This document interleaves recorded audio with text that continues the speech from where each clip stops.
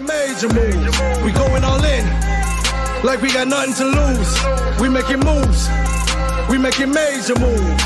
We making moves. We making major moves. We making moves. Welcome back to my channel. I want to thank you guys for actively deciding to spend time with me. I'm just a guy in a Spider-Man mask, a cool one I might add. I'm not a financial advisor. I'm just providing information and content already on the internet, and I just read it and present it to you guys in a way that may reach you or may not reach you. Whatever the reason is you found my page, I'm grateful you're here, and thank you for spending time with me. Let's get into this. What is up, everybody? I am Mr. Man, and it's been quite some time actually, and I'm excited to be here with you guys today. I got a fantastic one for you. Just to get you guys back up to speed, I had been gone for the weekend. I left Friday for my trips down to Toronto, and I just gotten back up last night at about 3 o'clock Central Time, and I slept the entire night. From that moment on, I arrived at 3 p.m. Central Savings Time. Man, let me tell you, funerals are exhausting when you are helping to plan for one and when you are taking an active role in one, and I never realized how involved they are. Not just the funeral itself, but the funeral arrangements. This is like some next level stuff. Anyways, guys, I lost my grandmother. I call her Nana.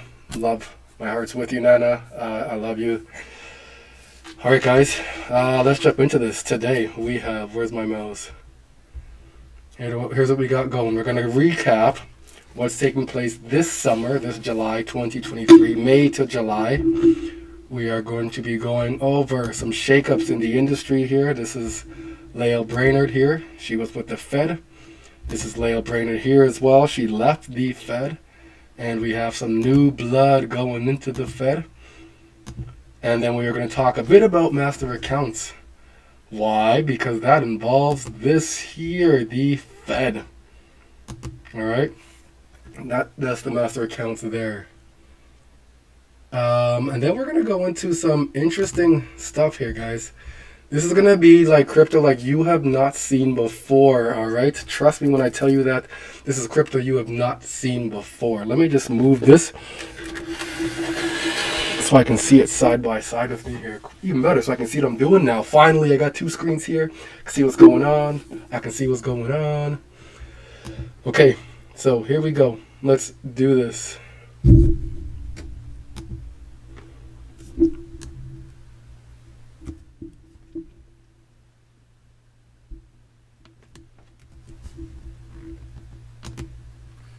I'm pleased to join you at the FedNow Early Adopter Workshop. With the technical testing phase of the FedNow service kicking off in mid-September, I want to particularly thank you, the early adopters, for the important investments you're making to prepare for the day when the FedNow service goes live. Together, we'll be ready to launch the FedNow service between May and July of 2023, bringing this innovative core instant payments infrastructure to financial institutions of every size across America. We've been working hard to deliver on time, but ultimately the number of American businesses and households that are able to access instant payments will depend on financial services providers making the necessary investments to upgrade our payments infrastructure. Together, we can ensure all Americans have access to a modern and reliable instant payment system. The payment system is a critical part of America's infrastructure that touches everyone. Americans rely on the payment system all day, every day to make purchases, pay bills, and get paid without ever needing to think about the complex infrastructure that's operating under the hood. The FedNow service will transform the way everyday payments are made throughout the economy, bringing substantial gains to households and businesses through the ability to send instant payments at any time on any day with funds immediately available to recipients to make other payments or manage cash flow. Immediate availability of funds could be especially important for households managing their finances paycheck to paycheck or small businesses with cash flow constraints. Having the capacity to manage money in real time could help households avoid costly late fees or free up working capital for small businesses to finance growth. During the pandemic, we saw how essential rapid access to funds can be, as so many households started spending their emergency relief payments on the day they were received. To deliver on the promise of a payment system for the future, the Federal Reserve has made a substantial commitment to the FedNow platform, which has benefited from the technologies and approaches provided by global technology companies that are vital for today's always-on digital economy. Our cloud-first design, unique among central bank instant payment services, positions us for the future by enabling not only the throughput and scalability required for high-volume retail transactions, but also broad geographic points of resiliency to ensure continuous service. Cloud-first design affords other key components. All right, so there we have it. We are going live through May to July. By we, I don't mean like I'm already live in Canada. I haven't noticed anything different in terms of the crypto that I hold yet, but we're waiting for key indicators. We're waiting for things to happen. The Fed now being one of them. Canada's led by the U.S. as it stands. So we're just the tag-alongers. All right, ours has gone live already. They've been moving 115 trillion, I believe it was. And I'm not sure why certain crypto haven't moved yet. I haven't figured this out yet. But I have figured out certain things, though. This here. Brainerd resigns from the Fed to head to the White House economics for an economics role now. So she left that after she had dropped that information. When did she leave? There we go. She left in February. That was August last year. So August, September, October, November, December, January, February. Half a year later. 6 months. February 14th, Lael Brainerd is stepping down as Fed Reserve Vice Chair. The U.S. Central Bank said on Tuesday confirming her departure as the Fed's second in command, the same day that President Joe Biden named her to head his National Economic Council. Brainerd's departure is effective on or about February 20th, the Fed said.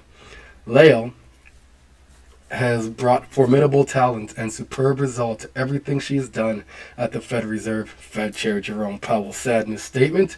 That lengthy list includes her thought leadership in monetary policy and economic research, her stewardship of financial stability, and the payment system. Strengthening the financial system both domestically and globally, and helping to manage the immense operational agency challenges during the pandemic. My colleagues and I will truly miss her. Probably, yeah. So, let's see who's stepping in though. Alright. Fed Governor Philip Jefferson named as new vice chair to succeed Lael Brainerd. And this came out May. Today's the 16th. This is 4 days ago now. Okay, so let's learn a bit about what's going on here. Federal Reserve Governor Philip Jefferson will be nominated by President Joe Biden to vice chairman of the central bank's board. The White House announced Friday, just last Friday, as I was flying down to go see my family. Though one of the newest members of the Board of Governors, Jefferson would take over a key policy-making position at a time when the Fed is trying to tamp down inflation without causing a harmful succession. Tamp down inflation, huh? No, they're not. They're just prolonging inflation is what they're doing. They created this with help from the ECB, the Bank of UK, Japanese Bank, HKMA, PBOC, Bank of Canada, you name it, they're all doing the same damn thing. Biden also said he will nominate Adriana Kugler for a vacant governor's seat and Lisa Cook for another term as governor. Kugler is currently the U.S. representative to the World Bank and will be the first Latina on the board, while Cook has been on the board since May 2022. Very interesting. This is coming from the Fed webpage itself now, talking a bit about this Negro right here, Philip N. Jefferson. That sounds like a real name. Like, my name is Philip, sir. Philip N. Jefferson took office as a member of the Board of Governors of the Federal Reserve listen to this, okay, system on May 23rd, 2020 to fill an unexpired term. Look at this, ending January 31st, 2036. Yo, that's 12 years. Not even. Today's what, 2023? 13 years. That's 13 years. 12 and a half, whatever you want to call it, man. Most recently, Dr. Jefferson was Vice President for Academic Affairs and Dean of Faculty and the Paul B. Freeland Professor of Economics at Davidson College. Before then, Jefferson served as the chair of the Department of Economics at Swarthmore College, where he was Centennial Professor of Economics. Jesus, these guys got some serious jobs going on here. Prior to this position, Dr. Jefferson was an economist at the Board of Governors at the Federal Reserve System. So he was already part of this. He knows the system, right? He knows the game. He knows what's up. Not just choosing anybody, they're choosing people who know what's up. And they'll become the puppets, the puppet to the puppet master. Just playing this puppet game here. So here we go. So, what does all this bring us to now? All of this brings us to the Federal Reserve Master Accounts and Payment System. And I'll tell you why this is important. The U.S. system is being set up similar to that of Australia's. So you have the bank or central bank, which there is no central bank, which would actually be the Treasury in the U.S., and then the Federal Reserve acts as the economic stabilizing force or entity. But the Fed Reserve is acting as rails now. They are payment rails to the RTP. They are real-time payment rails. Just like Australia's NPP, which taps into the RBZ. The RBZ? Anyways, it taps into Australia's central bank. I believe it's the RBZ. Don't quote me on that. But yes.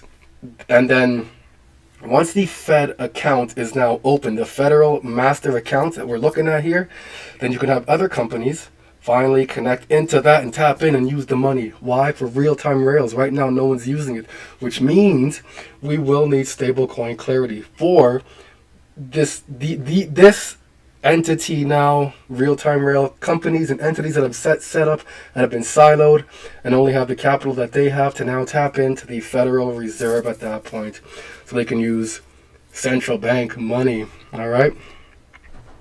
December 8th. 2022, financial technology fintech has led to innovation in retail payments by both traditional banks and fintech firms. Although these fintech firms do not provide traditional banking services, right? Some have sought and some have been granted state of federal bank charters for payment firms. A major motivation for seeking this is, if anyone knows a good mixture to spray inside the mask here to keep these eyes from fogging up from talking, send a brother a holler. I'll write back. For payments firms, a major motivation for seeking a bank charter is to obtain a Federal Reserve Master Account to access wholesale payment systems and related Fed payment services. See that? The Fed now is the rails to all these, for the money moving. And then you have, the little on-ramps onto that highway. You're going on highway, I don't know where. Let's say the I-95. That's what I know in the States. I don't know anything else. You're going down the I-95. Then you have your on-ramp to go onto that highway. And then somewhere eventually you're going to have an off-ramp to go off to that highway. Might be the same off-ramp somewhere else up the road there, or a different off-ramp. Whatever it is, you're going to have on-ramps and off-ramps at this point. For more recently, cryptocurrency firms with state bank charters have applied for master accounts in order to more seamlessly transact between crypto and official currencies. So, crypto, or the Fed, in this, they are talking about opening up the federal accounts, the Reserve Master accounts, to crypto companies at this point now. So now crypto companies can attach and utilize these real-time rails. What's going on here? I can't see. There we go. So, Look at this now, okay? The Fed's master account list is coming, but banks still want to know more. This was January 2023, so just a few months ago. Whether an institution has access to the Federal Reserve's payment system will soon be a matter of public information. It'll be open, busted wide open. But just how far that transparency will extend remains unclear. Thanks to a provision in last year's National Defense Authorization Act, the Fed Board of Governors must establish a searchable database of all the institution with so-called master accounts. I don't know what they mean by so-called. It's either you have an account or you don't have an account about so-called, which serves as a single point of access for various services within the central bank by this summer. What did Lael Brainerd say? When does the FedNow service go live? In July. When is this happening here? The real-time rails in terms of the master accounts being open to cryptocurrency companies? In July. Summer. Okay? So recognize that. Recognize. Real, recognize, real. The legislation preempted the Fed's own effort to bring more transparency to its master account stewardship. In November, the board proposed requiring the reserve system's 12 regional banks to publish lists of account holders quarterly. You can imagine how many there's going to be. There's going to be just companies flooding and latching onto that as if they're like baby dogs looking for a nipple to suck on from their mother. All 26 puppies floating around like little baby seals. They got no arm strength. They also just sliding along the floor. Anybody with dogs, shout out to you. I know you understand that. The master account provision, which was added to the defense spending bill, will be since retired. Senator Pat Toomey guarantees additional transparency around master accounts, but it might not be the final word on the... That's all we got, folk. That's all we got, because I'm not paying for this. So, let's take an approach here. While I was gone, I couldn't just walk away from this and not do anything, so I was studying still. I just couldn't make videos. This here is consortium formation. Let's go through this here. What's the one I'll show you guys?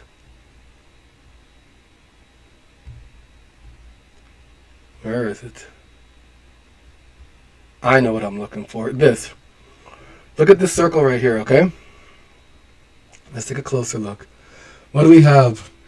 Inland transportation. We've talked about that, all right? The World Trade Organization, the GSBN, Global Shipping Business Network.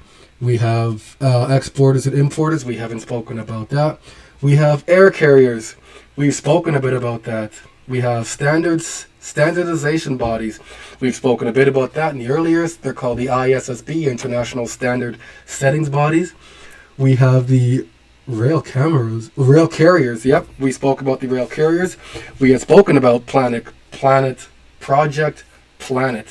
Look into Project Planet. Go back to my previous videos. You will learn about these guys here, Project Planet, rail carriers. Regulations is what we are following right now. We have not looked into warehouse operators or freight forwarders. We haven't checked out ocean carriers or port end terminals. We're looking into customs today. We talk about banks all the time, folk. We talk about banks all the time. Today we're going into customs. Check this is out. Bam. This comes to us from the U.S. Customs and Border Protection, Intellectual Property Rights Blockchain Proof of Concept. This is already the proof of concept back in 2019. We are late in 2023.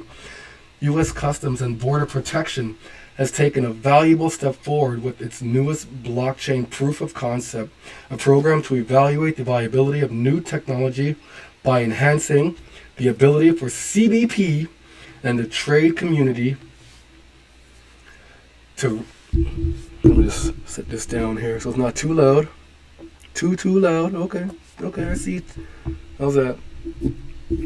To rapidly and cost-effectively enforce intellectual property rights, IPR, aiming to enhance the process of exchanging data with IPR holders and other trade partners during the IPR examinations and seizure process. The POC successfully demonstrated increased efficiently in the evaluation of imported products based on licensed intellectual property, showcased emerging global standards in blockchain tech, identity verification, and entity relationship security, facilitated real-time messaging between CBP and trade partners. Who do you think they are? Other entities just like these guys, right? It's on that level. We're going down and into the heart of this onion now, all right? We're not even peeling the layers back. Layers can stay on there. We're just boring a hole to get in there, because when things get peeled back, that means you're taken away. We're just drilling right into the middle of this here and finding out this stuff here, all right? Facilitate real-time messaging between CBP and trade participants, enabled users to perform blockchain-to-blockchain communication without the use of standard application program interfaces. An entirely new blockchain capability. What? So that's what they're doing here. Let's see some of the highlights. Operational, legal. They got strength. They got a SWOT analysis here. Strengths, concerns. That's for the trade. Let's see what some of the concerns were. Implementation and documentation, synchronization, so atomic settlements in a sense. Broadly defined operational boundaries of the entities involved in proof of concept. Unclear time requirements to initiate new rules and regulations makes sense. Indemnification of blockchain application users from liability caused by security breaches. Okay, yeah. I guess, yeah. So overall, they have these ratings here. This is pretty neat.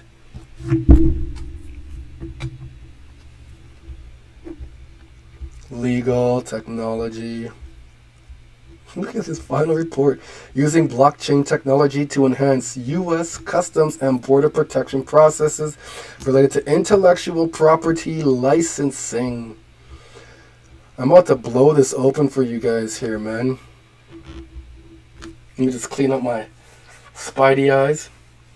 My spider balls. Eyeballs. Not my spider balls, but whatever. Okay. So, U.S. Custom Modernization. This is just last year, March 23rd, 2022. Business Transformation and Innovation Division, Trade Transformation Office, Office of Trade, U.S. Customs and Border Protection. Legit documents. There's seal of approval. You see it in the back as well. Where the hell is my mouse? There we go. Right here. Okay. What was government's intent or interest in DLT? Understanding what decentralized distributed data means to an organization charged with keeping data safe. To fully comprehend the role of blockchain as it relates to the supply chain, including shipping and entry requirements. Sort through hype, understand viability of technology, and invest in small proofs of concepts to understand the business value of CBP. Here's the proof of concept. Interoperability, data correlation, hybrid approach to blockchain, finding proper business cases to test. Take a long pole view of an emerging technology. I guess, yeah, they could just set it, forget it, sit back and see how it goes. But they're probably not doing that. So you see, you think the U.S., but Gerber Gensler is stifling innovation here. They're not. And he's not stifling innovation by any means. He's just prolonging things here. Remember, he works at the SEC. He also works for the Financial Stability Board. He is also a partner, a team member to Ripple. Do not forget that they are all working hand in hand, right? The three. It's the rock, baby, for all you who know Jay-Z, the pyramid. Look at the pyramid with the eye in the middle there, right? Never forget that. You got the SEC at the top here, or whoever the hell's at the top there, right now for this small demonstration, for all sakes and whatever it's called. SEC at the top here, Financial Stability Board, and Ripple right here. You got all three of them, all right? What do they want to do? Verifiable for credentials, a set of claims made by an issuer about a subject in a manner that is tamper-evident, cryptographically verifiable, digital version of physical credentials, attestations, driver's license, passports, and of origin, decentralized identifiers. They call these DIDs. Global unique identifiers without the need for a central registration authority. Immutable over time, globally resolvable, privacy respecting, cryptographically verifiable.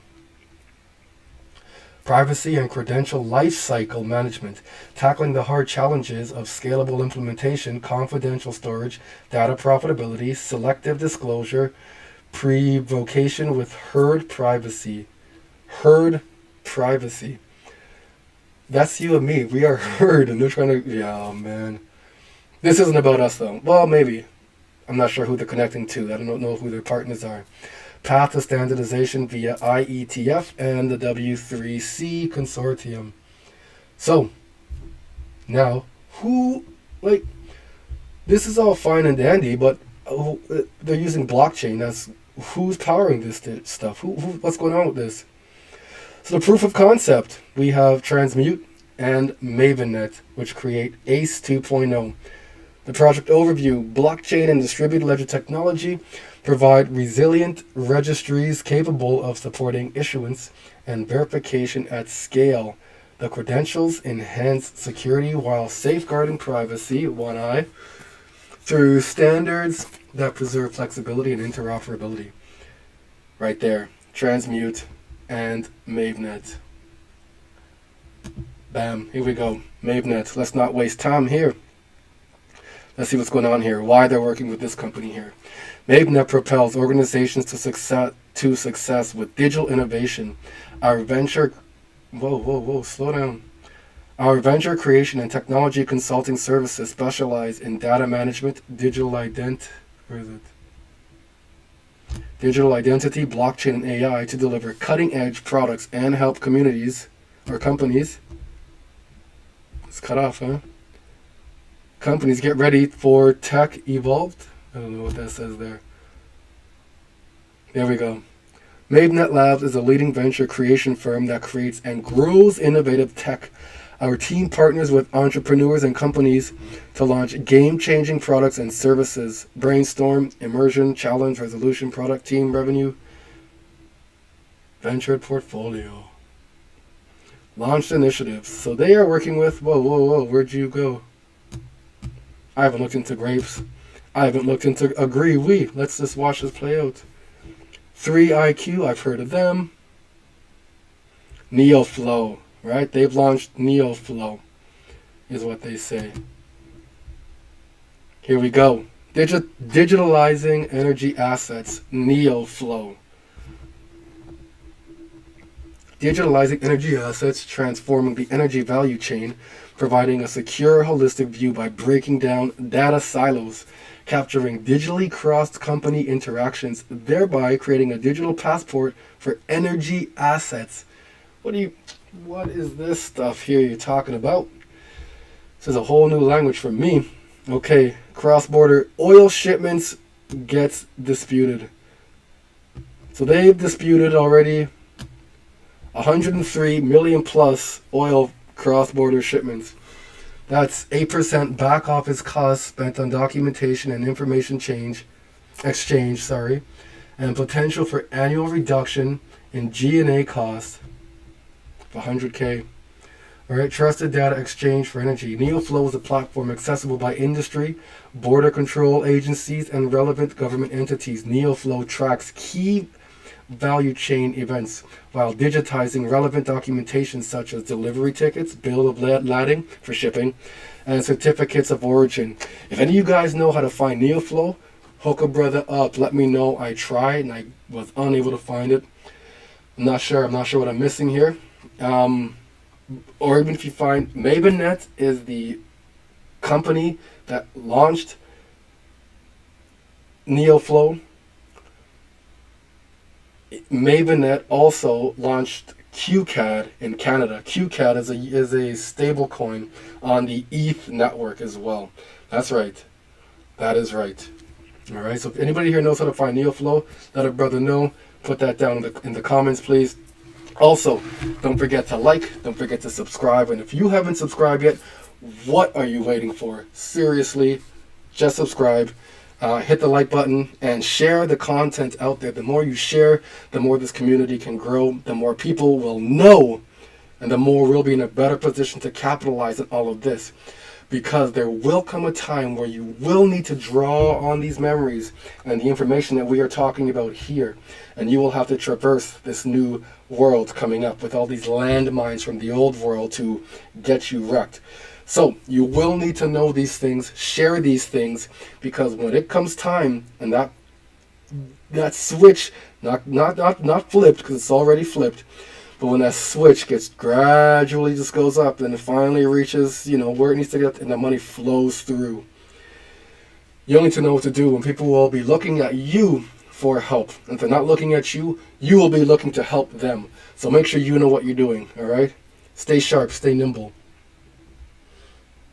Here we go. Here we go, yo. Here we go, yo. So what's the scenario? So now, we were talking about border Customs and Border Patrol. Let's look at Homeland Security. Respect my authority. Blockchain portfolio. Blockchain and distributed ledger technology are innovative technologies that have many uses and applications across multiple sectors of the economy. From the Department of Homeland Security perspective, the technologies hold the potential for enhanced transparency and auditing of public service operations, greater supply chain visibility to combat the distribution of counterfeit products, and automation of paper-based process to improve delivery of services to organizations and citizens. Examples include ensuring the authenticity and integrity of videos and photos from cameras, sensors, the Internet of Things, devices, enhancing and facilitating international trade and custom processes, facilitating and securing passenger, do you hear that? Passenger processing and mitigating forgery and counterfeiting of official licenses and certificates. The challenge with blockchain technology is the potential for the development of walled gardens or closed tech platforms that do not support common standards for security, privacy, and data exchange. This would limit the growth and availability of a competitive marketplace of diverse, interoperable solutions for government and industry to draw upon to deliver cost-effective and innovative services based on blockchain industry DLT. As such, DHS work in blockchain and DLT is focused on enabling support for an interoperable baseline of security and privacy across implementations by the use of open and global standards. Whoo! Yeah. Malcolm X. Okay. What I wanted to go back to is one more thing here. I tell you everything. Okay? I want to go back to, it's not this. No. Okay, this here. Transmute. That's who we want to pull up.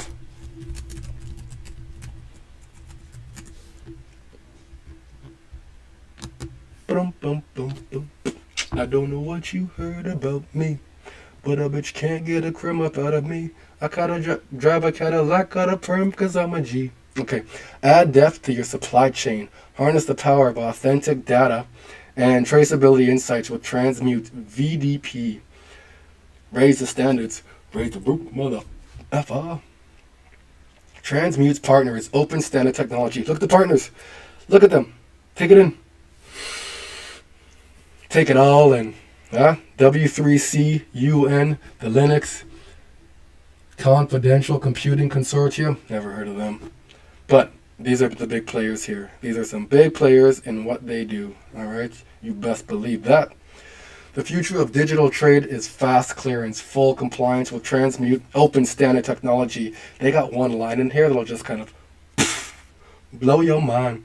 Transmute's verifiable data platform transforms data from every stage of digitalization and paper into secure, interoperable, machine-readable, and context-rich data. So if you want to get rid of your paper, you can use this company here. I don't say you just scan it and it mints it, or whatever the case is. Compliance.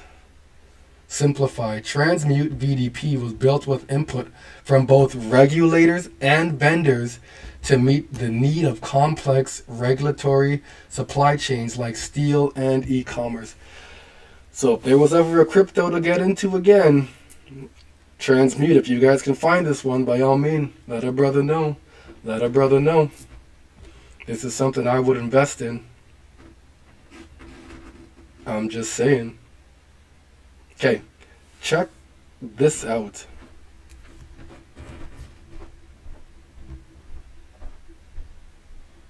What happened there?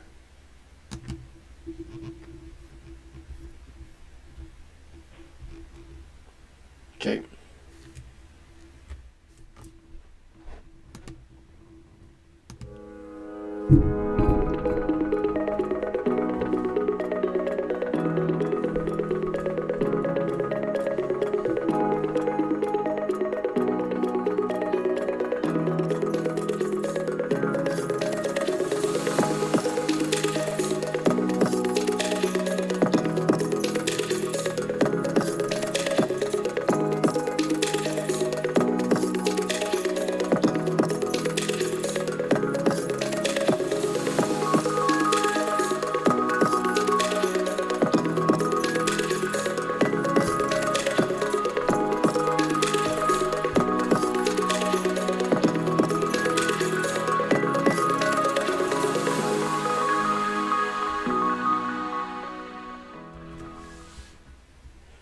Did you see that?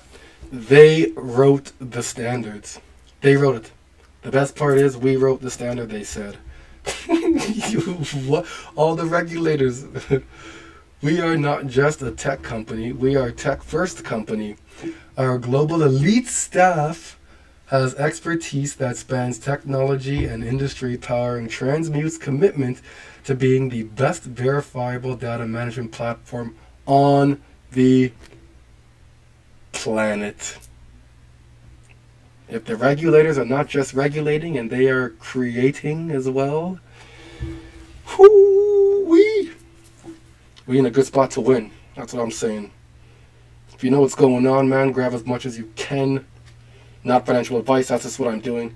If you know what's going on, follow the money. Global industry expertise. We employ industry experts representing all aspects of the value chain. All aspects of the value chain when it comes to cross-border chain. A partial, a little bit, all, alright? All aspects of the value chain when it comes to when it comes to cross-border trade. All. We partner with the US and other governments. We have a global team and have engaged international partners early. Alright. Leaders in emerging technology. Prominent members of the open source community where cutting edge problem sets and ideas are vetted and improved by expert peers. What does that mean, expert peers? Can't stand that. Our panel of experts. Yeah, why are you experts? Because you went to school? Do you have like years of experience? What? You're an expert. It's a dumb shit they said when COVID came out. Our panel of experts and doctor experts and expert at virology and expert this and expert that, and experts are just a bunch of idiots. Hackathon winners. Alright, they got some proven stuff here. Commitment to the planet. Our first product streamlines environmental and anti-forced labor regulation compliance. We are a fully remote, paperless company built without blockchain, but can work with blockchain-based ecosystems. How do you find this company? I want this company. Man. A new product introducing case study Introducing case study with GS1 encoding. What the hell? Okay. What is this? U.S. Department of Homeland Security Silicon Valley Innovation Program Interoperable Plug Fest. Sounds kinky. Transmute and UN and CFACT Plenary. Woo! Sorry guys, I gotta check this out. Look at this. This is how we get to where we're going. This just last year, October. United Nations Center for Trade Facilitation and Electronic Business. Oh. We're just, man. Solving international trade challenges with emerging web technologies. We are going through this here. We are in it to win it.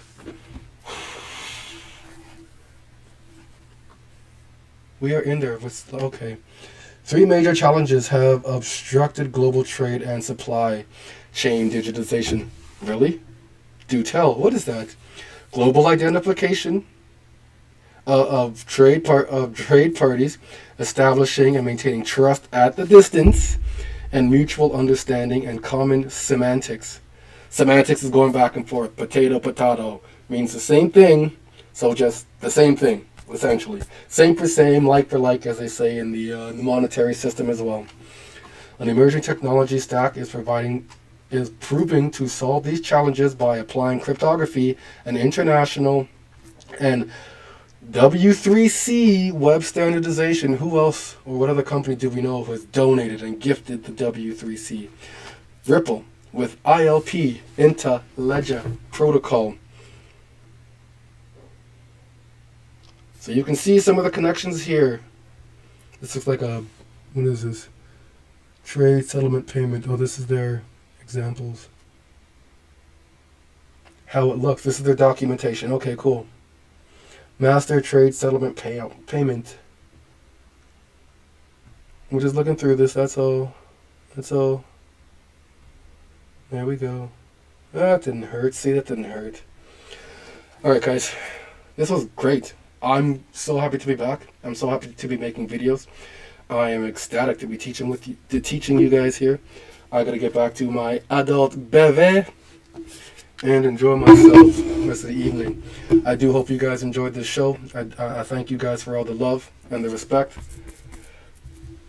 from you to me and from me to you. I'll catch you guys on the next one. Making major moves. We going all in. Like we got nothing to lose. We making moves. We making major moves. We making moves.